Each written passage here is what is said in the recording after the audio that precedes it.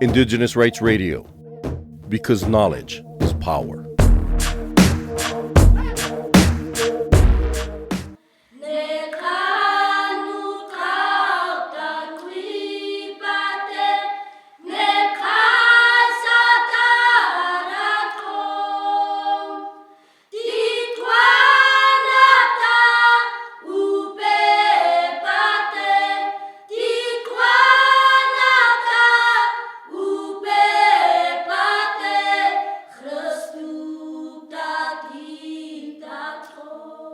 There's always been music in Cape Town.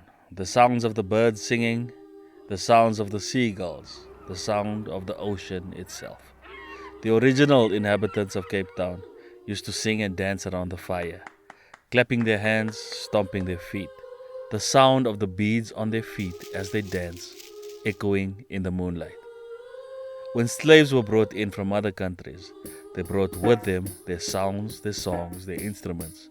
They brought their languages too, and it is this merger of cultures, tongues, and traditions that gave birth to a new people with a new language and a new song.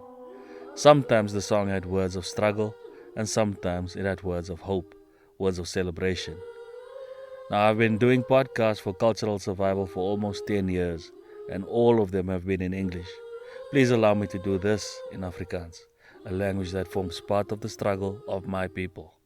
Don't worry, we'll switch to English again later. Die manier hoe Afrikaans ontstaan het, is nie net 'n storie van die Nederlanders nie. Dis 'n storie van die mense wat aan die Kaap vasgehou was as slawe. Van die 1600s af het hulle mense ingebring van oral af. Oos-Afrika, Madagaskar, India, Indonesië en baie ander plekke. Elkeen van hulle het hulle eie tale en maniere van praat saamgebring. Toe hulle hier aan die Kaap moes saamwerk en saamleef met die Nederlands, die Khoi en San, en met mekaar het daar 'n nuwe manier van praat begin vormvat. Omdat slawe nooit geleenthede gekry het om formeel Duits te leer nie, moes hulle dit sommer deur elke dag praat en hoor optel. So het 'n eenvoudiger, meer buigsame manier van Nederlands begin groei, en wat makliker was om te praat en waar baie woorde en styles van ander tale ingekom het. Vandag sien mense haar invloed nog steeds in Afrikaans, van Maleis, van Kreoolse tale en van Afrika-tale. Die kombuise in die tuine, die wingerde en die huise van Kaapstad was die plekke waar hierdie tale gemeng het en gevorm het. So ja, slawerny was nie net 'n agtergrond vir Afrikaans nie, was 'n groot deel van hoe die taal actually gebou is. Die manier hoe mense moes kommunikeer, aanpas en oorleef het 'n taal laat ontstaan wat vandag nog in die Kaapse mense se monde leef. Die 1 Desember het baie mening vir breinmense, mense wat Afrikaans praat, want hierdie dag is bekend as Emancipation Day, die dag toe hulle die slawe vrylaat. Wat ons tot vandag in ons huise eet, hoe ons party hou en celebrate, hoe ons dans en ons rhythm het alles te doen met ons slave heritage en ons Khoi and San heritage. Ek was Kaap toe vroeër die jaar om te gesels met Jitsvinger. Hy's 'n rymkletser of 'n rapper wie ek lank dop hou en wie baie beroemd is in Suid-Afrika. Hy staan uit omdat hy pro-Afrikaaps is. So Afrikaaps is 'n manier van Afrikaans praat wat hoofsaaklik onder mense van Indigenous ancestry, asook mense van slave heritage in die Kaap voorkom, asook in Joburg en nou eintlik oor die hele Suid-Afrika. Come and journey with me to Cape Town and let's hear what Jits has to say.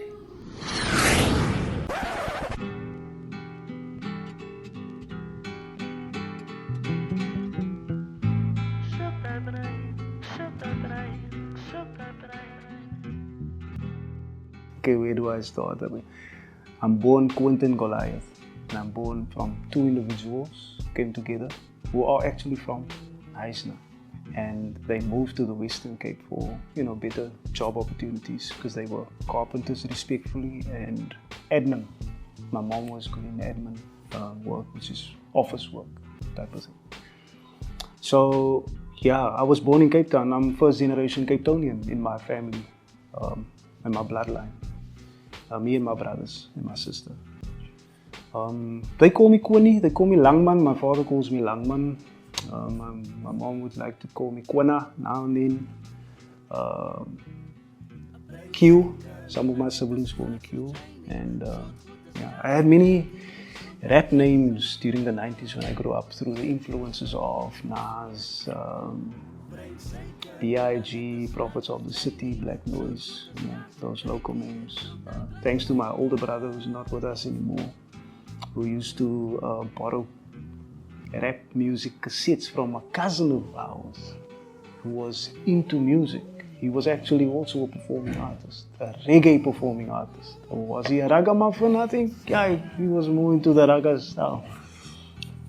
A cousin of mine who appeared on the front page of a local youth magazine, youth culture magazine. I believe it was called Afrobeat in the late 80s. Yeah.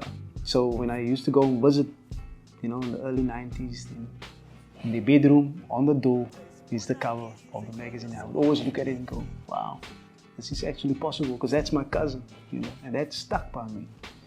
And one day, he told a story to his brother, you know, and I happened to be there. This was during the school holiday. It was almost time for me to leave to go back to Kuils River, where I grew up. I'm actually from Mitchell's Plain, West Street's Mitchell's Plain. Where I grew up for the first 7 years of my life, and then my parents moved us to Kuils River, where it's more quiet because of the civil unrest and stuff. You know.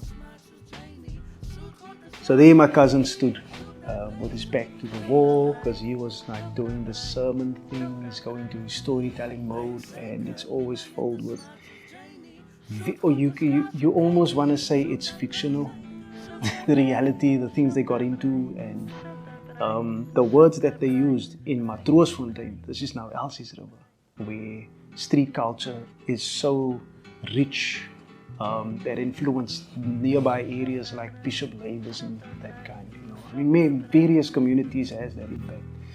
But in Kuils River, Cape slang for me wasn't so.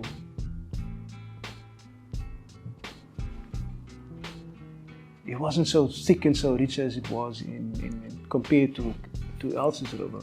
So every time after a school holiday, I would bring in a new word to the classroom. You know, that was my job. I was the word carrier. I was the word courier. I felt like that. Because we always wanted to come up with a new word for cool as youngsters. You know. So my cousin tells the story. And somewhere along the story, he describes someone who's tried to snuck into a dance event through the door, had stepped onto a live wire by accident, and he described it like this. He said, "Yo, bra, toe trap hy persoon mos op die draad en hy sok hom self sits." And that was the first time I heard that word. And for my little brain, that was like an electric ball to the system, like bah! And somehow my brain just held on to that word, kept it in the back of my subconscious until 2000, when I was in matric. And I've been through rapping in English, I've been through establishing different rap groups, entering talent shows along the way through the years, meeting new MCs, doing battles in the hallways and stuff, listening to Bush Radio head warmers on a Friday night or a Saturday afternoon or a Sunday afternoon, calling in to rap on one of the beats that they would play on the radio station. And that was how I would rap on air. That's, you know, so coming from that, and now we're in 2000, I had to come up with a name for myself, because I started rhyming in Afrikaaps in the way that I speak our mother tongue, you know. And we in Kuils River then had a whole new style of rhyming, because we used all the influences that we came up in, you know. You had your Busta Rhymes influence, you had your Method Man influence, you had your POC influence, all that. So the rhymes we came up with, the patterns were so intrinsic and new at the time. We called ourselves Mo Style. Me, Liquid, and Master Blitz. Later on called himself Chase Lutron, and then it was Liquid. He still kept the MC name Liquid. Justin. So we became Mo Style, and I had to come up with a name for myself. I called myself Jits. I was like, yeah, that word Jits, because it meant cool, it meant quiet, you know. And I just added the finger to it because I was always part of the group, you know. And later on, the finger symbol is almost like a pointing symbol. If I say it's finger, it's like when you listen to me, you would listen to things I want you to pay attention to. And that's how I came up with my name.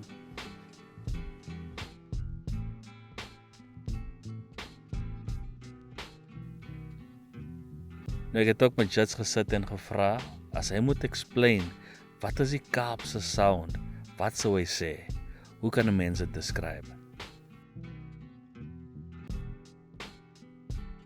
The sound of Cape Town, I'd say, I mean, if you're looking at the socio-political landscape that the sound came out of, you know, you would understand, oh, so these are the people and this is the message. So it's like 50s, 60s Cape jazz, you know, blended with American jazz because there were influences coming through then already. And it's a new sound, fusion sound. So it's a blend of folk, kuma drums, that rhythm, you know, kuma rhythms. That is also, that came through the slave trade, you know, at the Cape, at the marketplace, because it's the tamaticus, you know, hitting on that little cajon-styled drum. Yeah, and because District 6 was the vibrant community from which this music came from during the socio-political landscape, you know, during the apartheid era, South Africa. So yeah, so it's Kuma, Cape Malay, folk music.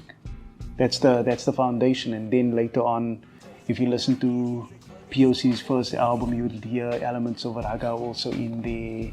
You know, jive is also in there. Eastern Cape, Northern Cape sounds, you know, blending because of their ancestry also. Yeah. Because when I make music, I always go into what my parents listened.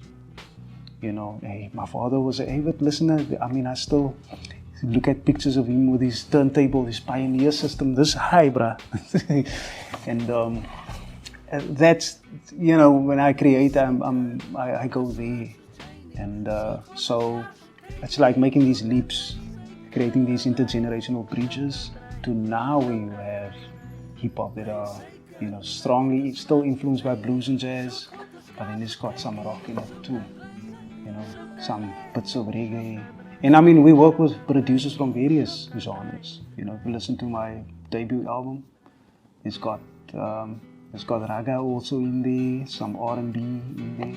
Now we've got amapiano, drill and all these, because it's a global situation rather. You know, and whatever's trendy is going to come through. You know. For that 50s and 60s, Abdullah Ibrahim Yes, sound is very much South African. Yeah, Marabi my bro. Yeah. You know, choral music that Yes. was prevalent in the gospel circles. You know, was it the Moravian church style? Probably, yeah. There we go. Yeah. And then Malay choirs still functional to this day. Just Still very traditional. Man, I was actually asked to be a judge during the competitions last year. Not the traditional Malay choir competitions, but just that whole culture of choreographed presentations where they do moppies, you know, medleys, going from one song to the next, telling contemporary stories but using contemporary styles in a traditional way. You know, what they do is really, it's fantastic, and it's got a strong support. So I started to appreciate it again. It's keeping our traditions alive through that, because you can hear the moppies are still in the, you know, die Maansken so helder, they'd still sing that, or they would still sing what they call Nederlands liederen. oh yes, Nederlands the liederen. Rosas and Still doing that, you know, try to preserve what our story, our narrative, Yeah. you know, through music. So just tell us what typically goes into like a Netherlands lied. When I listen to it, I love the sound because it sounds like Hey, bruh, look, back then, also these songs come from a maritime era. So guys spend a lot of time at sea. They don't know if they're going to see their lover again, or their, you know, family and fellow countrymen. So the song sounds very, I want to say almost sad, you know. the longing and the way they incorporate that style of singing, that Malay style of singing, where the voice does a certain, they call it marakulsi. Yeah. It's the note bending, and it's about breath control. Yeah. So it's an art form in itself that if they don't do that, it's gonna die out, because I don't hear it in other music forms. Yeah. Yeah. And then the lyrics would be in like an old Dutch or something. Huh? It would be in Old Dutch. This is to also say Cape Town was a former Dutch colony. I mean, we're sitting in a library that's actually, that there's tons of books that talks about it. But yeah, so that was the language, but it was coded language, because if you listen and you understood the community that's singing it, they are telling each other something while they're singing for the masters of their time. And that's why Guma music and Mopi music is where that one day, Tweede Nuwe Jaar, is our day it's our holiday. Now we can make fun of our masters and mistresses, because we will dress up looking like them, but we take them for a hat. We take the Mickey out of them, as they say in the British. You take the Mickey. But then we would also sing coded language, because groups would sing on farms. And then we would give each other codes saying, tonight when the moon is full, so-and-so is going to go there, and you should have a lookout for so-and-so. And then those songs became popular on the farms. So they know when they're singing, they're actually telling each other, we're going to escape tonight. Because it was slaves, man. Yeah. The 2nd of January is also of particular importance to the people of the Cape and their relatives in the rest of South Africa. You see, the so-called master needed someone to tend to his needs on New Year's Day. Therefore, slaves had to work, but on the 2nd of January, they were given a day off. And to this day, the 2nd of January, or Tweede Nuwe Jaar, the second New Year's Day, is celebrated far and wide.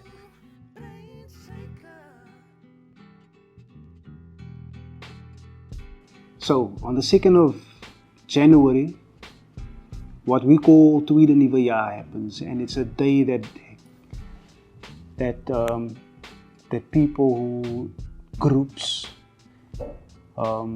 take part in spend months to prepare for. Now, when what you see in Buka, which is Upper Cape Town, you know, that's also like a former non-white community that is still like pretty much alive and well. It's like a cultural preservation site nowadays, if I can say it that way. There's still people living there, but there's neighbors from overseas that have now moved into the neighborhood and are somehow influencing things like what can happen there and what can't happen there, which is weird, because you can still hear the Bilal going off, you know, for prayer, the call for prayer and stuff like that. So on the Tweede Nuwe Jaar, certain roads are cordoned off in Cape Town. Whale Street, from, is it Darling Street, along the parade, you know, the Grand Parade, all the way up Adderley Street and Whale Street, all the way up to Buka, where it stops, right?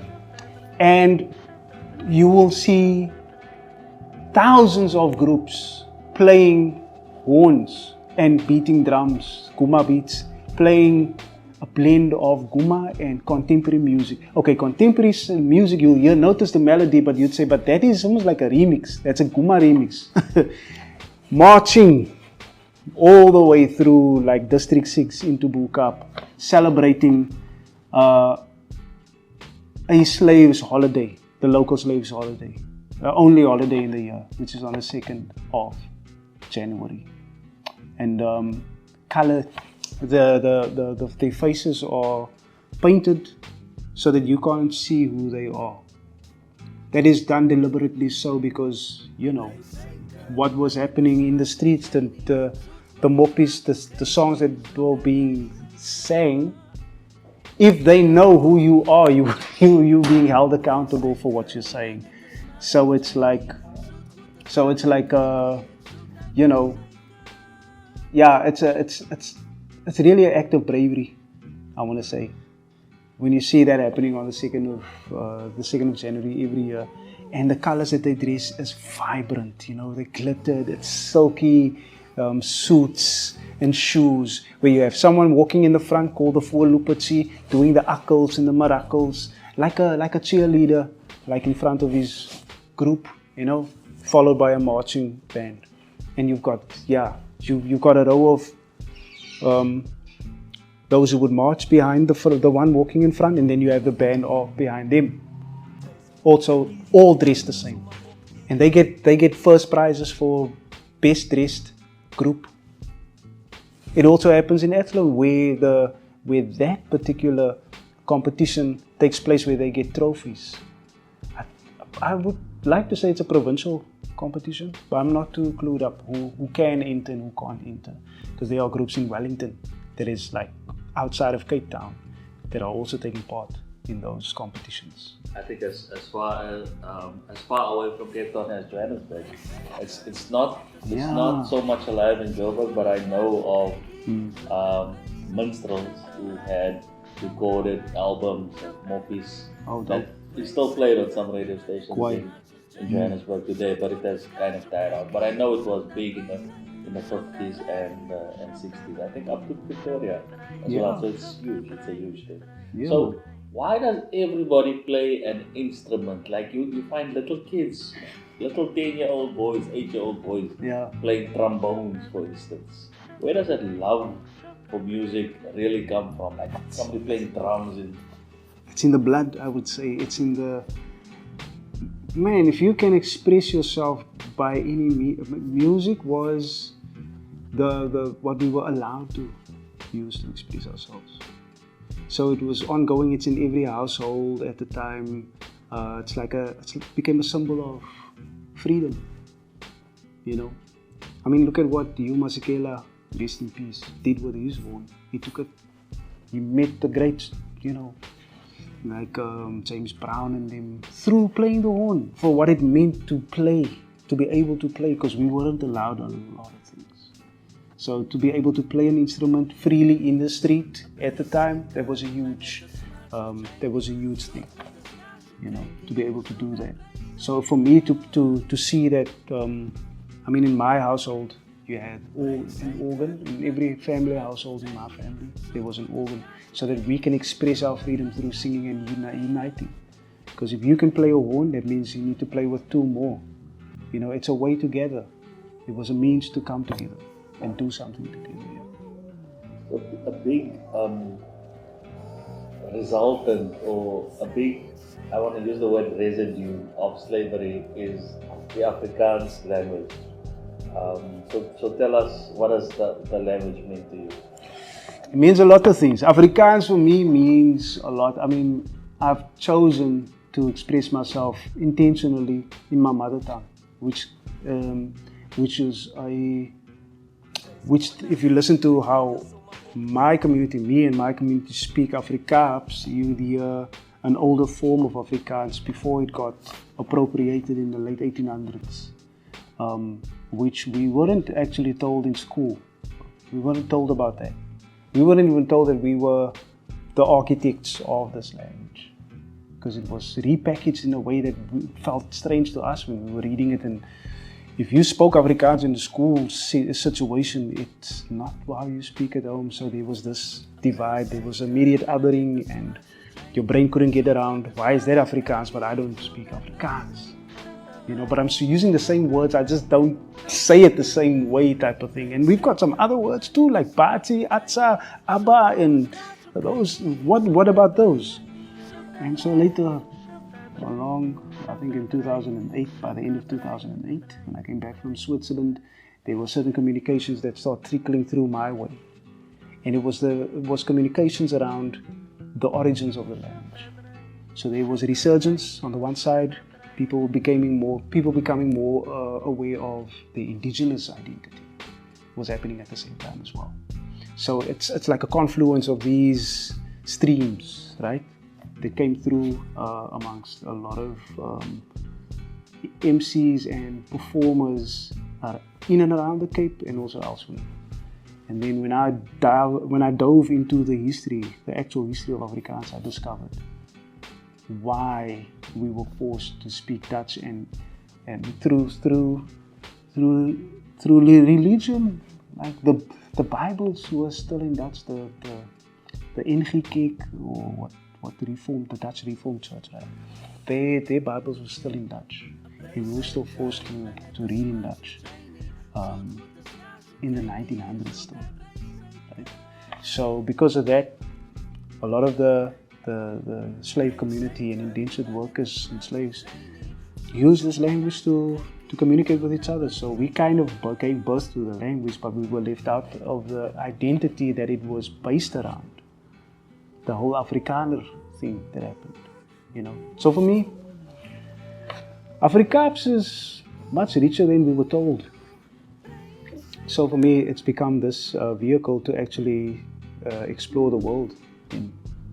You know, the moment I start performing, people are like, what do you speak? Where is that from? Then I've got an opportunity to speak about where I'm from, about, you know, Kaapstad, Neisna, and the whole thing. Yeah. All right, so in closing, this is the last question. Is the story of our slave heritage, still relevant today? And why do you think so? And if yes, why do you think so? Yeah, but I do want to think about it like this. Our story doesn't start with slavery. For me, slavery is an interruption of our narrative, our development, our evolution. It's this thing we had to deal with as we evolved as a people here at the South, or if that's the correct, whatever North is, and this is South. When we came here, what that meant for our evolution, it came to a point where we now had to deal with this episode, and it brought people together more so, and it's relevant because it's still a contested space. Looking at what it did to a lot of us, the displacement that happened, and why, the things that it kept us away from, we should investigate it to see what were we doing. I mean, if you look at District 6, for instance, and what that community became after the colonization happened, it brought a lot of people together from the West, East, Malaysia, Indonesia, Java. Then we were a force, right? So we did things in a way that was like the forces, the controlling forces of the time could not imagine that's what it would become. People that don't know each other, that can live in harmony with each other and create their own community. It's a democracy, a kind of blueprint for the South Africa that, you know, that could do a lot for itself without any, I don't know, management from a governing body. You know, so that's why I think, you know, we need to investigate slavery, but, you know, with a new perspective. You know, as we decolonize, to see what we actually achieved through that, you know, long after. And we're talking the 50s, 60s, and 70s, you know, yeah. Great minds came through, you know, like the Bikos, Subukwes, and them, you know, and where that can lead us now if we still follow what they've put in place for us. Afrikaans has evolved since 1652, and we're playing out with two artists, one from South Africa who speaks Afrikaans and one from the Netherlands who speaks Dutch, bringing Europe and Africa together under totally different circumstances. Yes, Jitsvinger featuring Akwasi on this one. It's called Breinsuiker. Yes, yeah.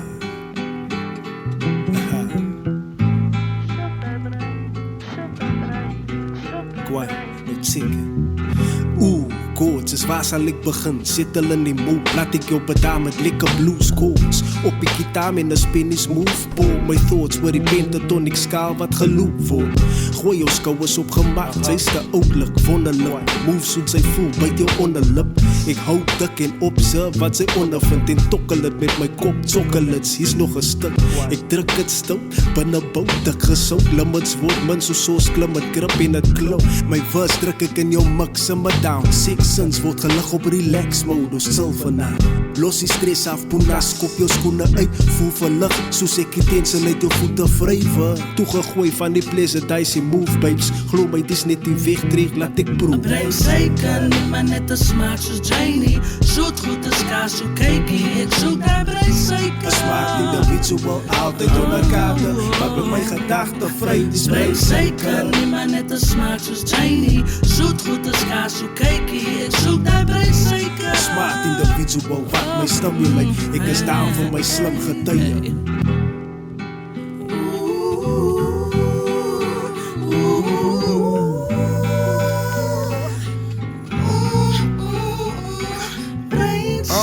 Ik ben onder invloed van breinsuiker. Weet je niet wat dat is? Oké, fijn, luister.